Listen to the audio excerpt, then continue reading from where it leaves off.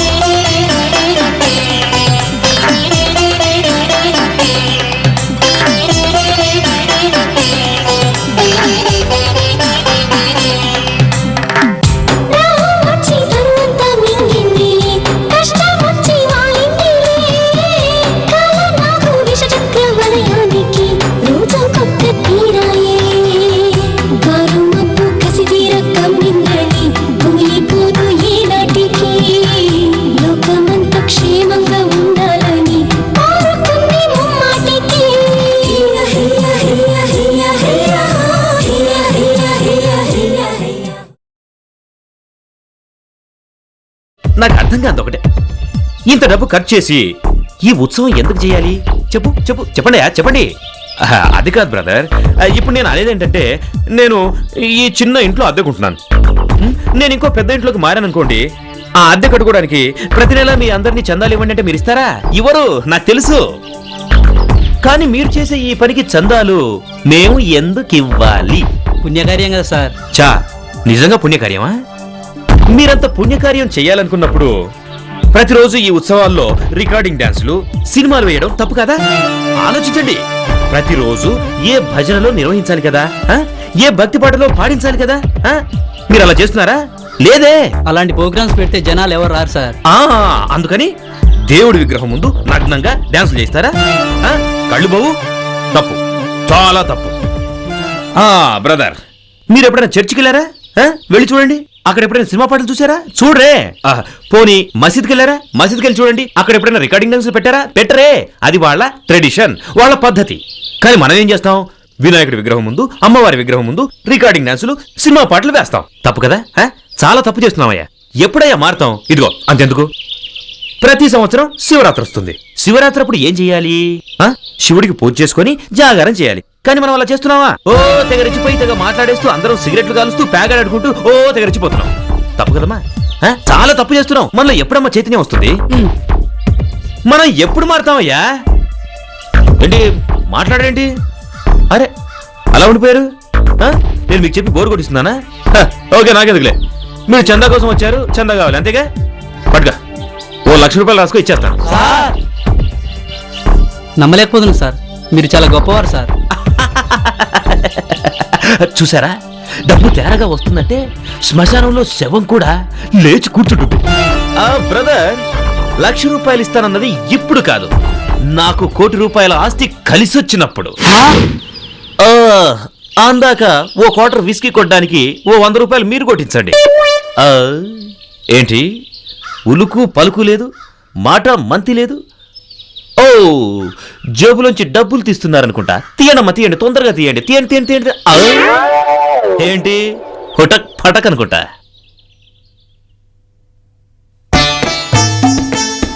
రంగా, టిఫిన్లు రెడీ అయినా? అయ్యింది సార్. కస్టమర్లు వచ్చేవాడైంది. అయిపోవచ్చింది సార్. త్వరగా త్వరగా కానిరా. మామయ్య గారు. అల్లుడు గారా? ఒరే వేణు, అయ్యా. అల్లుడు గారు వచ్చారు, త్వరగా ఓ స్ట్రాంగ్ టీ పట్రా. అలాగే అయ్యా. ఇదిగో నాకు కూడా ఒకటి తీసురా. ఏడు బాబు, పేపర్ చదివా? ఏడు విశేషాలు? ఇంకా చదవలేదు మావయ్య గారు. మావయ్య గారు, మీతో ఒక విషయం మాట్లాడాలి. చెప్పు బాబు, మీ ఊరు ఎడతావా? అబ్బే, డబ్బేమన్నా కావాలా? అబ్బే వద్దండి. మరేమిటో చెప్పలుడు, నా దగ్గర మొహమాటం ఎందుకయ్యా? మీరేమనుకున్నట్టే చెప్తాను.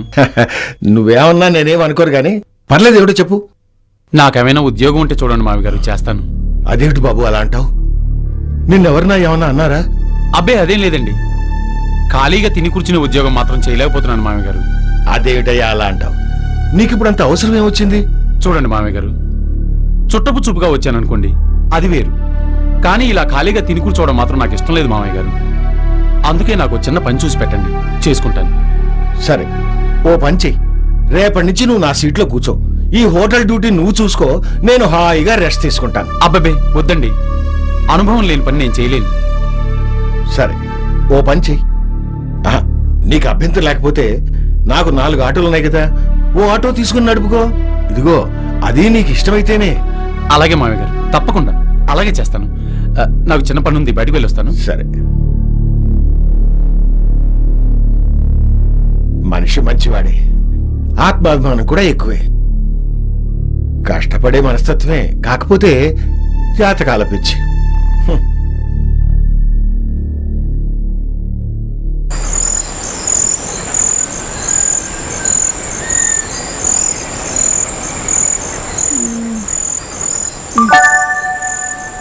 రే, నువ్వివ్వాలా నేను చెప్పిన వర్క్ పూర్తి చేయకపోతే నీకు అన్నం పెట్టేది లేదు. అయినా నువ్వు అన్నం పెడతావా?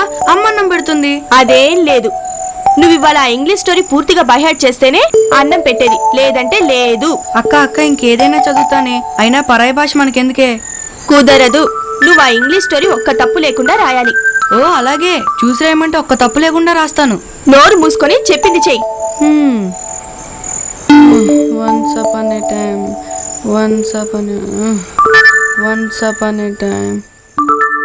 అమ్మా, ఏమా నాన్న ఎక్కడికి వెళ్ళారు? ఇంకా రాలేదు. నాన్నగారి ఫ్రెండ్ పరందామయ్య గారమ్మాయి పెళ్లి కదా, వెళ్లారు. రాత్రి లేటుగా వస్తానన్నారు. నువ్వు కూడా వెళ్ళకపోయావా? ఎందుకులేమ్మా, అక్కడికి వెళ్ళిన దగ్గర నుంచి మీ అమ్మాయికి ఇంకా పెళ్లి కాలేదా, వయసు పెద్దదే కదా అని తలో రకంగా మాట్లాడుతూ ఉంటారు. ఆ మాటలన్నీ విని నేను భరించాలి, అందుకే వెళ్ళలేదు. ఏ మాట మాట్లాడినా పెళ్లి వంక పెట్టి రోజు నన్ను తిట్టండి, నీకు గడవదు. తిట్టడం కాదమ్మా, నీనెత్తిన కూడా 4 అక్షింతలు పడితే మాకు ఆనందంగా ఉంటుంది అంటున్నాను. నేను చేసుకోను అనలేదు కదా, మీరు కూడా సంబంధాలు చూస్తున్నారు. సంబంధం అంటే గుర్తుకొచ్చింది, రాఘవ మావయ్య చెప్పిన సంబంధం గురించి ఆలోచించావా? మీరంటే ఈ సంబంధం గురించి ఎందుకంత గుచ్చి గుచ్చి అడుగుతున్నారో నాకు అర్థం కావడం లేదు. మంచి సంబంధం అని చెప్తున్నావమ్మా, ఎవరు గుచ్చి చెప్పినా నీ మంచి కోసమే కదా తల్లి. చదువుకుందానివి, ఆలోచించుకో. బలవంతమేమీ లేదు, ఆలోచించుకోమంటున్నావు. ఆ సంబంధం గాని చేసుకున్నావంటే నీకొచ్చే హోదా, రాజ టీవీ ఒక్కసారి ఊహించుకోమంటున్నావు. కాళ్ళ దగ్గరికి వచ్చిన అదృష్టాన్ని కాళ్ళదన్నుకోకు. ఆ తర్వాత నీ ఇష్టం. మా తాహతుకు తగ్గ సంబంధం నేను తీసుకురాగలవు, కానీ అలాంటి వ్యక్తిని మాత్రం తీసుకురాలేవు. ఆలోచించుకో.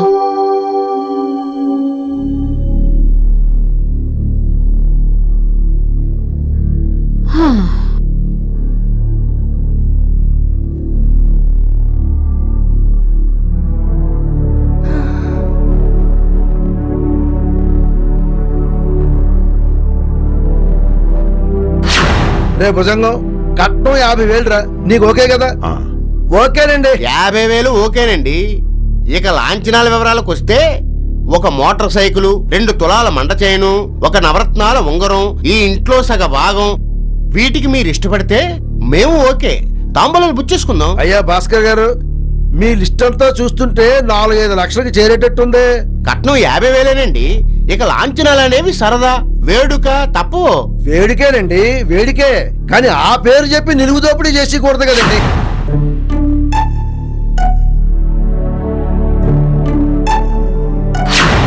అమ్మాయిని ఏ డాక్టరుకో ఇంజనీరుకో ఇచ్చి చేద్దామనుకున్నాన్రా. అసలు ఇప్పుడు పెళ్లి చేయగలనా అనిపిస్తుంది.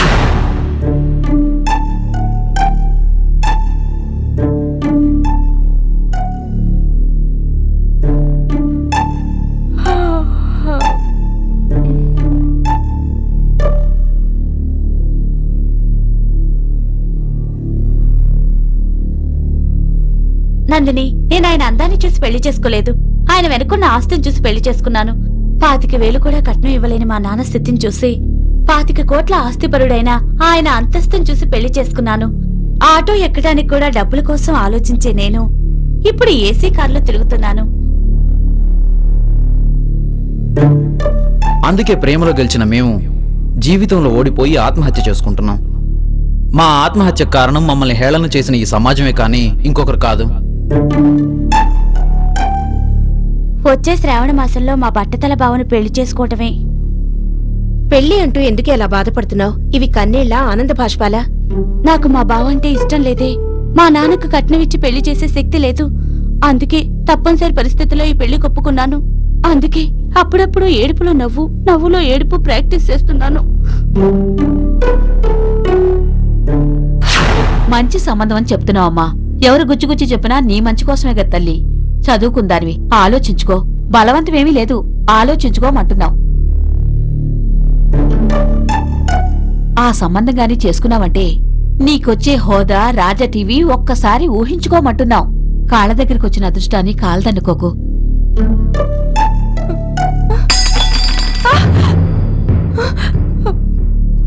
ఏమిటి ఆ శబ్దం? గ్లాస్ పడిపోయిందమ్మా.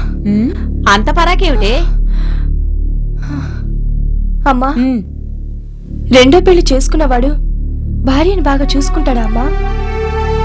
ఏమైందమ్మా నీకు? ఎక్కువగా ఆలోచించి మనసు పాడు చేసుకోకు. రా, ఇలా పడుకో.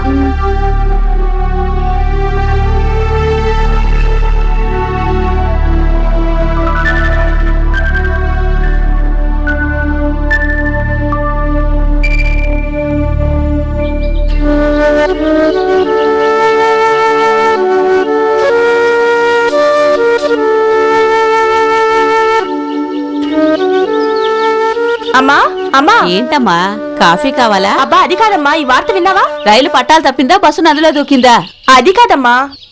లేకపోతే ఇంకేమిటి? పాలు, గ్యాసు, బియ్యం ధరలు పెరిగాయా? ఎందుకంటే పేపర్లో ఇంకేం వార్తలుంటాయట? నేను చెప్పేది వినొచ్చు కదా. ఏమిటో చెప్పొచ్చు కదా. బాపినేడు గారు బాపిరెడ్డి గారు విజయనగరంలో ఉన్న అనాథాశ్రమానికి ఆ. 10 లక్షలు విరాళం ఇచ్చారట. ఇందులో వింతే ఉంది. సూర్యుడు తూర్పున ఉదయించడం, బాపిరెడ్డి గారు పెద్ద పెద్ద విరాళాలు ఇవ్వడం సహజమే కదా. అవుననుకో. ఆయన ఇలా లక్షలు విరాళాలు ఇవ్వడం నాకేం నచ్చలేదు. ఆయన విరాళాలు ఇస్తే నీకు నచ్చకపోవడం ఏమిటే? అది కాదమ్మా, విరాళం ఇస్తే ఇవ్వొచ్చు. 10,000 25,000, అంతేకాని ఇలా లక్షలా? ఎంత చెట్టుకు అంత గాలి. మనకి రూపాయి ఎంతో, ఆయనకి లక్ష ఎంత. అయినా ఆయన డబ్బు ఆయన ఇష్టం. నూతిలో నీళ్లున్నాయి కదా అని బిందెలో నీళ్లు పారబోసుకుంటే మళ్ళీ ఆ బిందెలో నీళ్లు సంపాదించడం ఎంత కష్టం.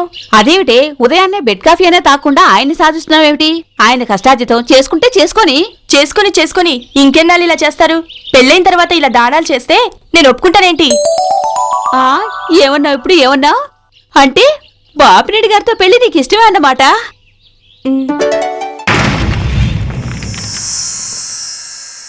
Like and subscribe Eagle Media Works.